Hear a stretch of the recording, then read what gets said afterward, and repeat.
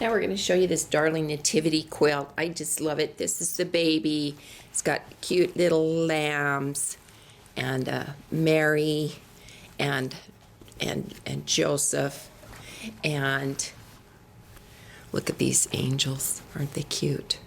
I love the little angels, and kings and shepherds.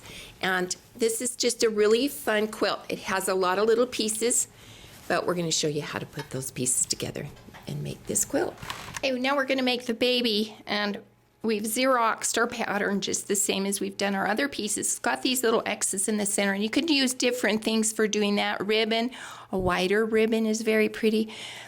Strips of fabric, but it's just a fun part of making his swaddling clothes. Then we're going to stack that with right sides together with fabric and batting. We'll sew on the solid line, cut on the dash line, and when we turn it right side out, you get this cute little wrap. Then we've also made the straw and the face the same way. We're going to stuff the face a little bit more and top stitch the ears, and we'll show you what that looks like. Okay, so now to do the manger, you foundation piece all of these areas, and then you're going to turn it over and machine baste where the baby goes into the seam, just right here, and that will give us the location on this side. Then we're going to place the 1/4 of an inch above the little hay, and then also with the wrap side down the body. Then we're going to cut a piece of fabric big enough for this area 10. We're going to place it right side down so the bulk of the fabric's opposite where we're trying to cover, and it's past that line, that basted line. Turn it over and sew across that whole line. Trim the extra out of the seam, and this will fold back. The little body folds back, and here then the little face and the halo are just put right on top like that, and he's just darling.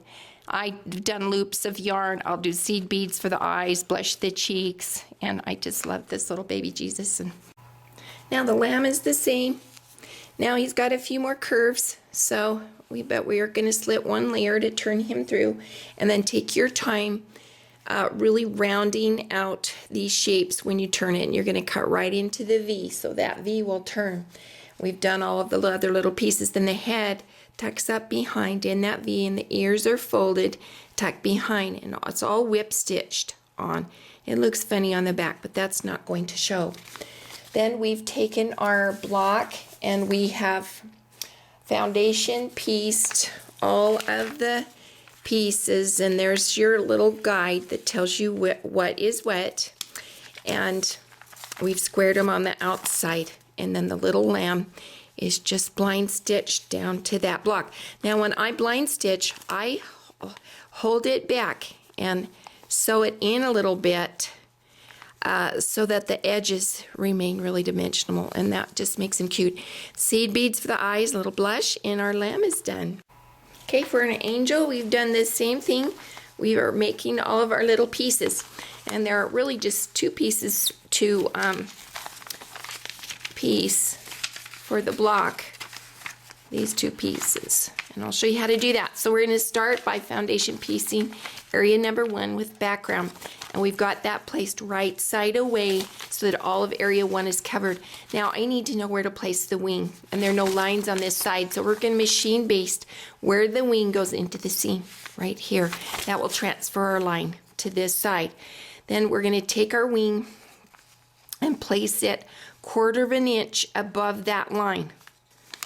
Then we'll take a piece of fabric that's big enough to cover area 2, and we're going to place it right side down so it's past that line, and the bulk of the fabric's opposite the area we're going to cover. Turn it over and sew that line. Trim the extra out of the seam, and it will fold back like that. Now on this one, I'm also going to have a piece of white to put here. So I'm going to take that piece of white and place it again so that it's, and now I can crease that line if I need to know where it is. That will help locate that line.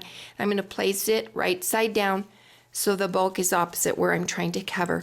Turn it over so that whole line, trim the extra out of the seam. When it folds back, that will be the center part that becomes her body. Okay, this star is really easy. You're just going to foundation piece these 3 pieces, A, B, and C, and sew them together. You'll sew A to B, and then A, B to C, like that. Okay, very easy. This is what it looks like when it's sewn together. And then you do a yo-yo, fold under the outside of the circle, and the yo-yo you want to take pretty big hand bastings so that the hole will close. If you take too small of bastings, the hole won't close. And then that's just going to be blind stitched to that part of the star, and then you add a little bow. Now we've got these 2 pieces done that will be sewn together, and we'll put the halo whip stitch to the back of the head.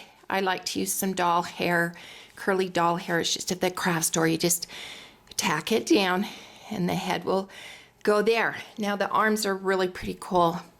You're going to cut your strip, that's the dimension in your pattern, and fold in the long edges to the center, and then fold it closed like that and tie a single knot down the middle, and you get this little shape that looks like an arm. And you're just going to tuck those behind the wings and tack them down, and there she is. Okay, this is Joseph.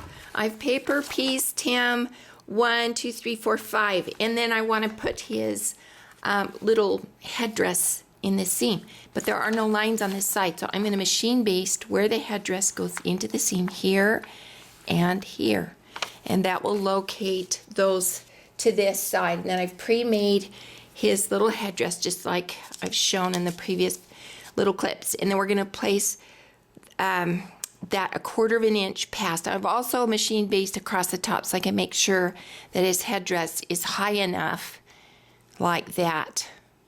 Then I'm going to foundation piece with background 6 and 7. Okay, here that is, and that's enclosed these sides that are raw. And I've trimmed the extra out of the seam, fold them back. Now I still have my basting across the top, so I'm going to place his head. Now his head can go underneath the headdress like that. Looks really cute. You can put it over too if you want. And then the crown of his headdress goes on top. Now all of this is above that basting, so it'll be in the seam. Then I'm going to cut a piece of fabric, background fabric, big enough for this last piece.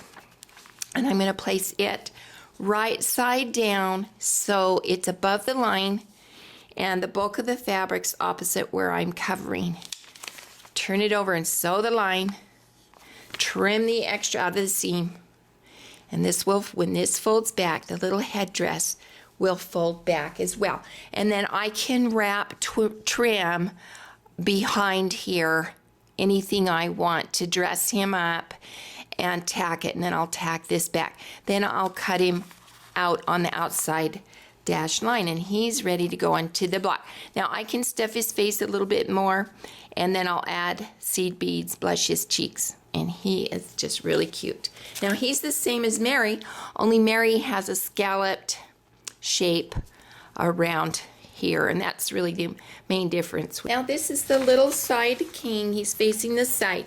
The middle king is very similar to Mary and Joseph, and here we've machine foundation pieced his body and these 2 sides. Now I need to know where to place his headdress on the side, so I'm going to machine baste right on that seam where this headdress goes in to that seam, and that will locate it here. I also machine based across the top so I knew where the top was.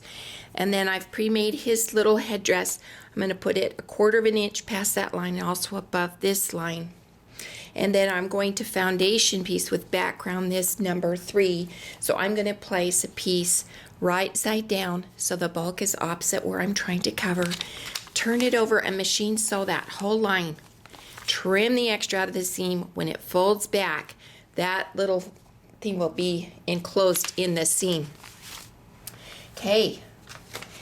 Now I will put his head down. I can stuff that a little bit more, and his headdress, and I'll put it like that. And then I will foundation piece this top part, number 5. So I'm going to cut a piece of fabric big enough to cover 5, and I'm going to place it right side down past that line so the bulk is opposite where I'm trying to cover. Turn it over so that whole line, trim the extra out of the seam, fold back, and this little guy folds back like that. Now, I can, before I make this piece, I could have laid ribbon down like I did the body of the baby, or since this is open, I can just wrap ribbon around the top of his turban up here and tack it in the back, because this is going to be tacked back. And I can do the same thing with any belts. I can lay them on top of area number 1 before I foundation piece, or like this, I just folded it under and put it on top and tied a little knot here. And then his present is just placed in the corner, and that also is just wrapped with ribbon, and then I'll put it there so it'll be in the seams. And that's how this little guy is done. The shepherds are done the same way, only one little different. Here's our shepherd. This is kind of fun because you can see this. I used some fabric that looked a little more homespun. He looks a little simpler. I'm going to put more like a rope thing around his waist, and a little more primitive trim, and probably stuff his face a little bit more than what I did. But the main difference here, he looks a lot like the king, other than he needs a shepherd's crook. So I'm going to machine baste right here where the shepherd's crook goes into the seam. And then here I've pre-made it, and it's open all the way here so that it's a little easier to turn that crook. But I'm going to place the open end 1/4 of an inch past that basting. Then I'm going to cut a piece of background fabric large enough to cover this number 6, this side piece. Place it right side down so the bulk is opposite where I'm trying to cover. And then I'm going to sew that whole line, trim the extra out of the seam, and when I fold it back, his little crook is going to fold back as well. And that's the main difference. Now he's going to look really cute with little seed bead eyes, a little more embellishing. Cut him out on the outside dash line, and he's done. Okay, here's that little shepherd done with a little rope, and you see how his staff is in that seam. This just turns out darling. We've put a few little loops of yarn for hair, or you can use the doll hair, whatever you would like to embellish them, and I just think they're so fun. They really this becomes such a family heirloom. Here I've put a bow on the top of this little king, and just have fun embellishing them and making them your own. Hope you enjoy this.